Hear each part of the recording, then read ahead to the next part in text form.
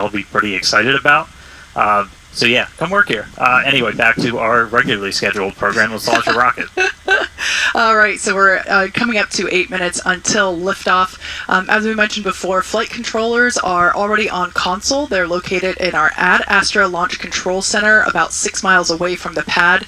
But they will soon be moving here with us to Star Factory. So a lot of excitement around that, certainly growing. Yeah, and again, general status check. We're continuing to progress. We're under 8 minutes away. We're tracking an issue with booster. We're expecting that to clear. Still looking good for launch. Speaking of booster, let's talk about catching one. Absolutely. The tower's 2 giant robotic arms that lift and stack Starship on a Super Heavy for final integration ahead of flight. We also use those to catch. It means we don't have any landing legs in the booster. Makes the booster lighter. Means we can throw more payload into space. Exactly. Following liftoff and after the 2 stages separate in flight, Super Heavy will return to the launch site, the same exact launch site that it lifted off from, reignite its engines to slow the vehicle down. Here we see playback from a previous booster catch. I believe that was our first booster catch. The vehicle will slow down, tower arms will come out and catch the booster. And just like the last few times, literally thousands of different vehicle pad criteria have to be met before we bring a booster back and try to catch it. We need healthy systems on Super Heavy, on the launch tower, and we need that final manual command from the mission's flight director for the day. If that command isn't sent before we finish the boost back burn, or if any of those automated health checks kick us out, the booster defaults to a trajectory, takes it to a landing burn and a soft splashdown in the Gulf. Yeah, we have said it multiple times before, but it still holds true today. We accept no compromises when it comes to ensuring the safety of the public and our team, and the return will only take place if the conditions are right, and there are many of them. So there's a chance that we may not get to catch the booster today. Yeah, and one aspect of the return and the catch of that booster is the audible sonic boom. In the area around the return location, that happens as the booster's slowing down from supersonic speeds. It's similar to sonic booms that were heard during the return and landing of NASA's Space Shuttle for anyone that was in Florida for those. Sonic booms like these are unique to vehicles returning from space and are one of the hallmarks of reusable systems like our Falcon 9 and Falcon Heavy vehicles. The general impact to those in the surrounding area of a sonic boom is basically a brief thunder-like noise, and I've heard sonic booms before, but I got to experience my first in-person Starship sonic boom on Flight 7, and I can confirm it's pretty fun to experience.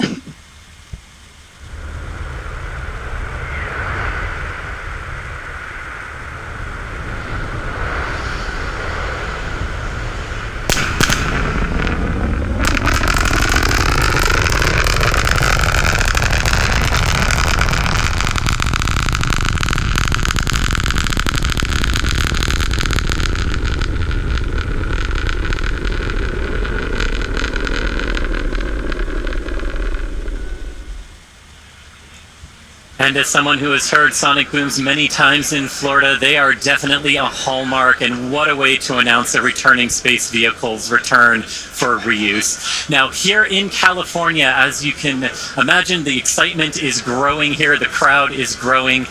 Kate mentioned our flight controllers in Ad Astra in Texas. Here in Hawthorne, we also have controllers on console in Mission Control, helping those teams in Texas monitor Starship's various systems, including the avionics and those 39 Raptor engines that were built right here in Hawthorne.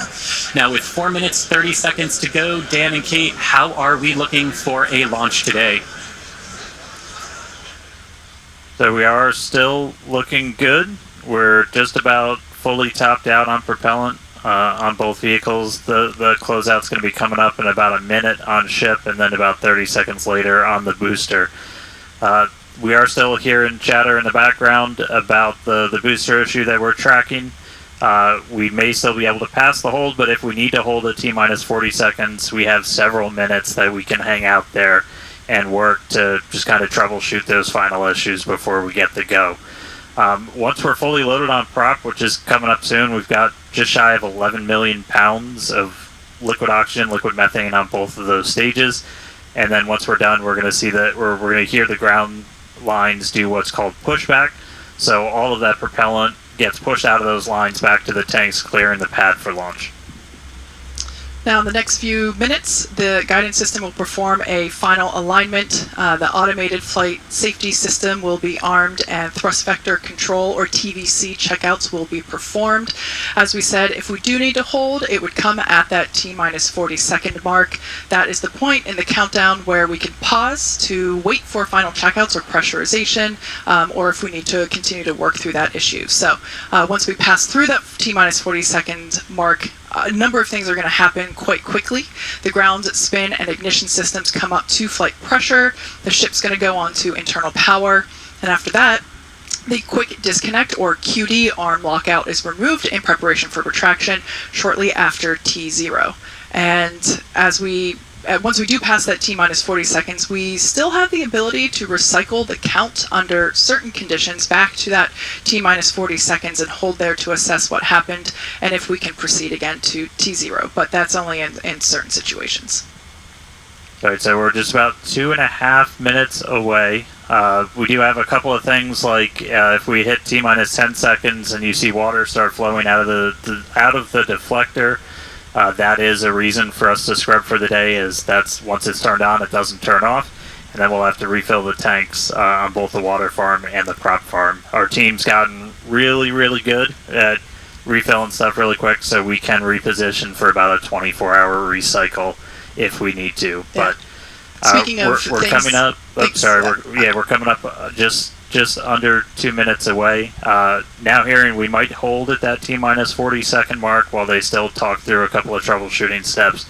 But again, if we hold there, we can hold there for several minutes, even with all prop fully loaded on the vehicle, before we can release the hold and decide to move forward.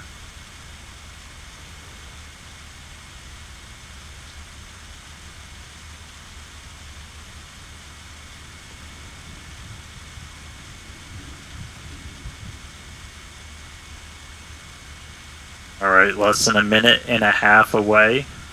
Again, keep your eye on the clock. Look for T-minus 40. We may hold there. It's not a rocket launch unless you're talking nonstop in the background until right before you lift off. Once again, if we hold at T-minus 40 seconds, we have an opportunity to hold there for several minutes. This is unique to Starship. We don't have this ability on Falcon. As we're about 15 seconds away, we did just here. We are going to hold at T-minus 40. So look for the clock to pause when we hit T-minus 40 as they finish troubleshooting, and then we'll let you know as soon as we start hearing more, and if when that clock's gonna start rolling. So holding at T-minus 40. So the team's talking in the background, still troubleshooting. And we can hang out here for a couple of minutes.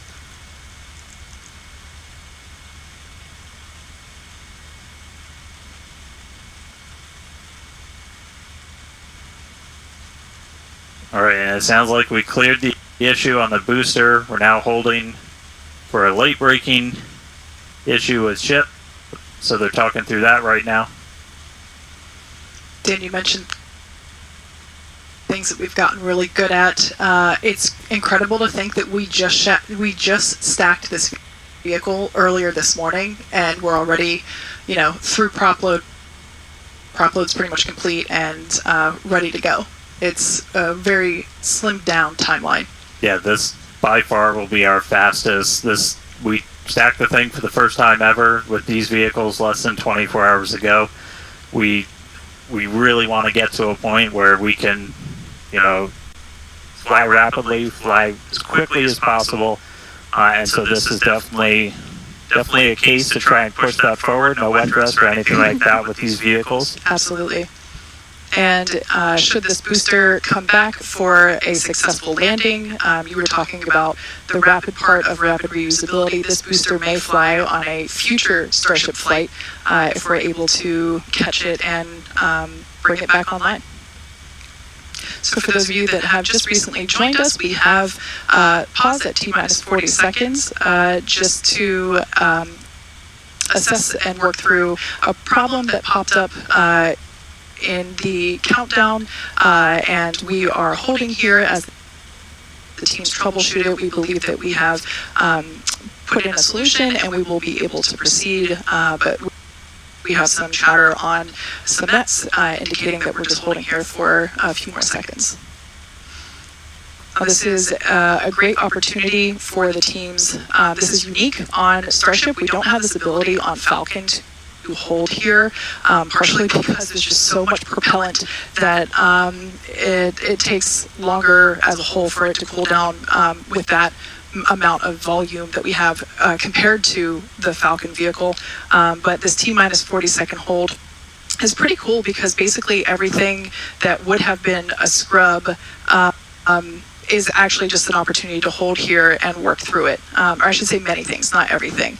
Like I said, we're working through an issue now, but we can also pause here for final checkouts or completion of pressurization to get up to flight levels, that kind of thing. So it's a nice feature to allow the team to wait for final checkouts or assess final prop levels or engine health and that kind of stuff.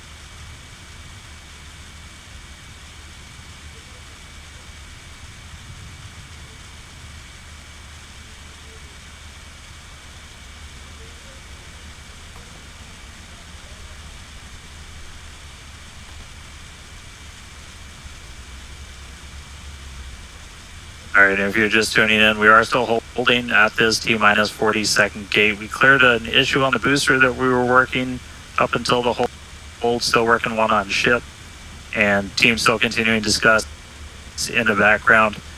We can still hold here for several more minutes. If we're not able to resolve the issue or find a workaround, then we would have to essentially scrub and stand down for the day. If that does happen, we can go as early as tomorrow, but that clearly depends on what work we might need to do to fix any issues. So just obviously stay tuned. But right now, we're a little over 5 minutes into this hold today. We've got a couple more minutes that we can hold at T-minus 40 before we have to kick out. Essentially, looking at a lot of those propellant temperatures on both vehicles, you want those to stay in pretty specific ranges for engine startup and things like that. That's what generally drives how long we can hold at T-minus 40. So still hanging out. As soon as we hear an update on the ship, we will let you know.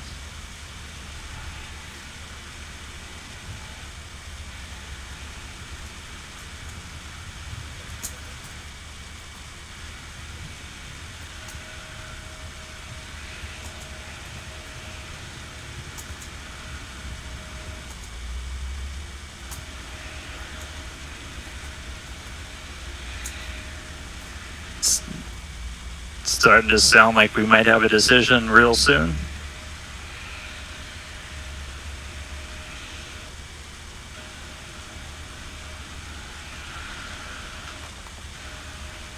All right, you see the clock rolling. It is time to go for launch. So 30 seconds to go. Oh. And and we just heard a hold. So we kicked. Psych. No. So we did kick out back to the T-minus 40 hold.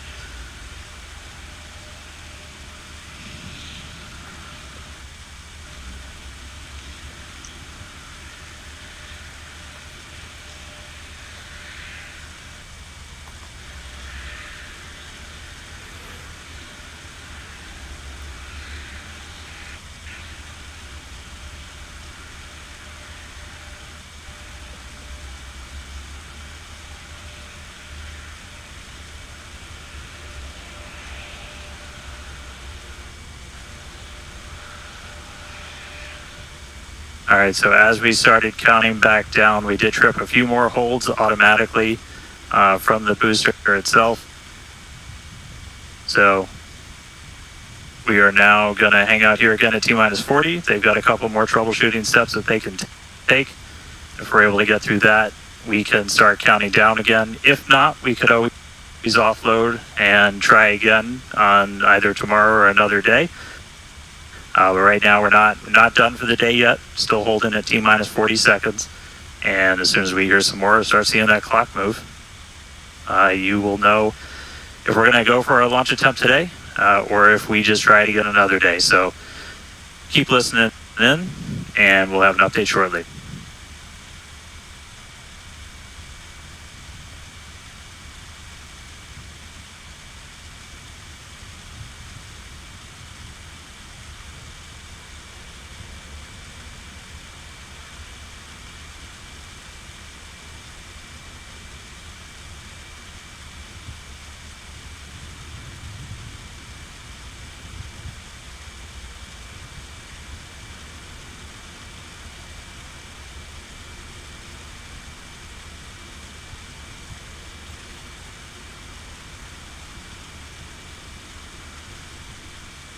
Go.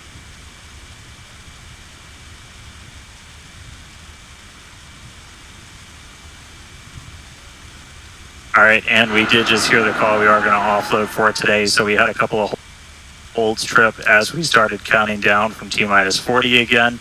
And it's not something we can change with small config tweaks. So we are going to offload our prop and then try again another day. So we're able to fully tank the vehicle. We're unable to lift off today, but just because we don't go today doesn't mean we're not going to go tomorrow or one of the days coming up. So we are going to start offloading all of that propellant on the booster and the ship.